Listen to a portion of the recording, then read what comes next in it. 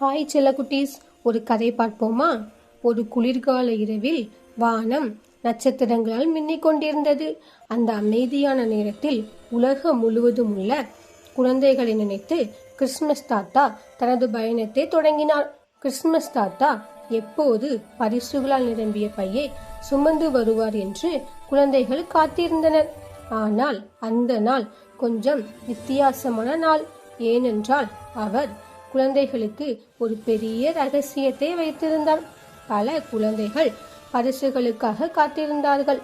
ஆனால் சில குழந்தைகள் ஒருவருக்கொருவர் உதவியும், அம்மாவை கவனிப்பதும், நண்பர்களுடன் பகிர்ந்து கொள்வதும் அவர்களின் முகத்தில் ஒரு அழகான சிரிப்பை உருவாக்கியது.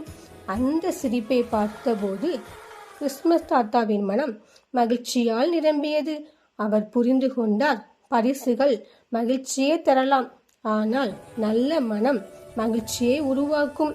ஒரு குழந்தை மற்றொரு குழந்தைக்கு உதவும் போது அங்கே ஒரு சிறிய மந்திரம் பிறக்கிறது. ஒரு நல்ல செயல், ஒரு இனிய வார்த்தை, ஒரு உதவிக்கரம், இவையெல்லாம் கிறிஸ்துமஸ் தாத்தாவின் மந்திரத்தை விட சக்தி வாய்ந்தவை.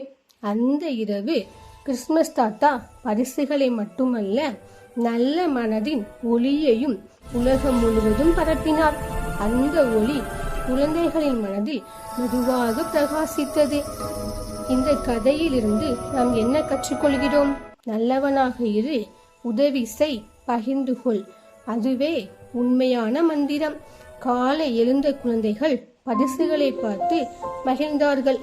ஆனால் அதைவிட அதிகமாக நல்ல மனதுடன் நடக்க வேண்டும் என்று நினைத்தார்கள்.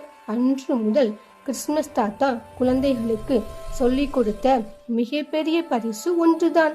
நல்ல மனமே உலகின் மிகப்பெரிய மந்திரம்.